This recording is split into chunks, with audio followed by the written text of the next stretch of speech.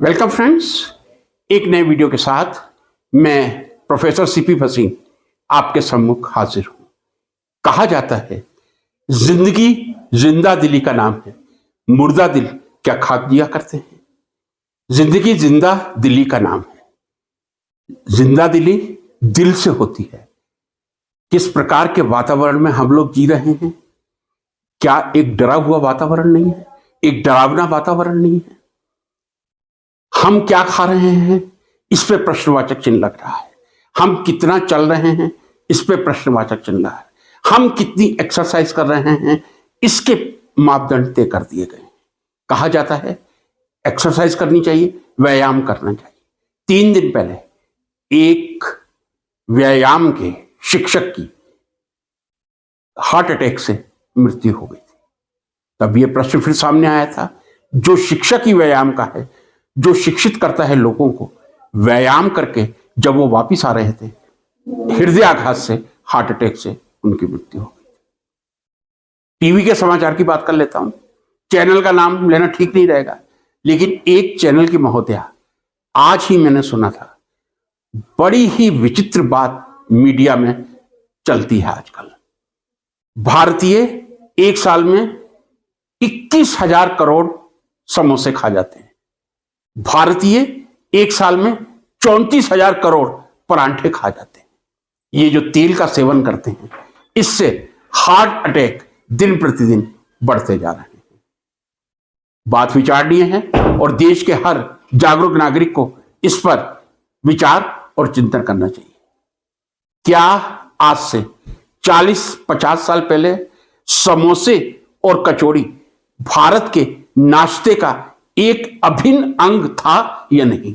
अब मैं आपको लेके चलूंगा अपनी बात को सत्यापित करने के लिए 1970 के आसपास, जब मैं मथुरा रहा करता था। उस समय प्रातःकाल का समोसा जलेबी और कचौड़ी ही हुआ करती थी, और आज भी शायद यही होती होगी। मथुरा में नहीं, जितना ब्रज का एरिया है उसमें, आगरा ले लीजिए, भरतपुर ले लीजिए, कचौड़ी सुबह का नाश्ता। ये मैं आपको बात बता रहा हूं 50 साल पहले की, 50 भी कम कह रहा हूं, आप मान लीजिए लगभग 55 साल पहले की। शाम को भी एक विचित्र तरह की कचौड़ी बनती है, जिसको बेड़ाई का नाम दिया जाता है। तेल में ही पहले बनती थी, तेल में ही अब बन रही है। क्या ये जो परांठों की संख्या है, क्या ये जो कचौड़ियों की संख्या है, समोसों की संख्या है, क्या वास्तव में यह हार्ट अटैक का कारण है? आदमी जिए तो किस प्रकार से जिए? ऐसा एक भयानक डरावना वातावरण मीडिया के द्वारा क्यों पेश किया जाता है, कृपया मैं ये जानना चाहता हूं।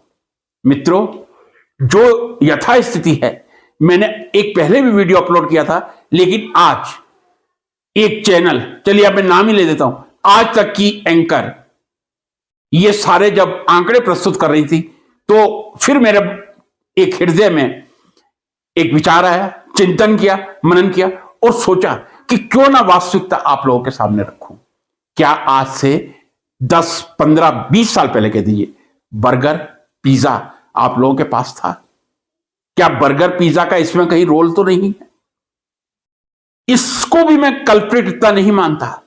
क्या आज से 50 या 55 साल पहले, कृपया मेरी बात ध्यान से सुन लीजिए, खाद्य तेलों में, एडिबल ऑयल में इतना एडल्ट्रेशन था, इतनी मिलावट थी जो आज के टाइम में हो रही है?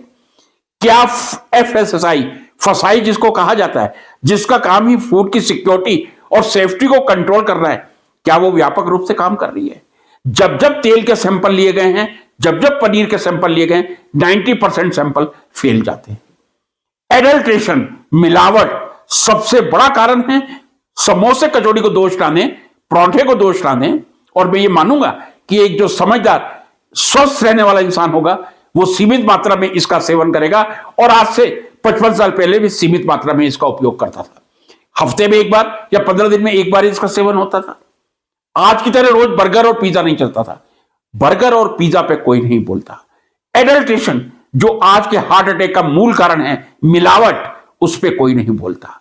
प्रदूषण, मैंने एक बार पहले भी वीडियो अपलोड किया था और मैंने आपसे ये नम्र निवेदन किया था, ये जो PM 2.5 है, पार्टिकुलेट मैटर 2.5, जब लंग्स में, आपके रेस्पिरेटरी सिस्टम तक पहुंचते हैं या आपके ब्लड में पहुंचते हैं, ब्लड क्लॉटिंग का काम करते हैं। क्या पर्टिकुलेट मैटर 2.5, पर्टिकुलेट मैटर 10 इसके लिए रिस्पॉन्सिबल है या नहीं? विशेष थे क्योंकि पर्टिकुलेट मैटर PM 2.5 बहुत छोटे होते हैं, ये हमारे स्वास्थ्य को प्रभावित करके हार्ट अटैक का कारण बने। एडल्ट्रेशन, मिलावट, जिस पर गवर्नमेंट को सख्ती से कदम उठाना चाहिए, चाहे वो दूध की मिलावट हो, पनीर में मिलावट हो, या तेल में मिलावट हो, आटे में मिलावट हो। क्या मैं एक प्रश्न कर सकता हूं आप लोगों की अदालत में? आप मुझे एक चीज का नाम बता दीजिए जो शुद्ध मिलती हो। यहां तक कि अभी कुछ समय पहले एक राज्य में यूरिया में बड़ी मिलावट की गई थी। जब यूरिया जैसे खाद में, फर्टिलाइजर में मिलावट हो रही है, खाने पीने की चीजों को कौन बख्शेगा?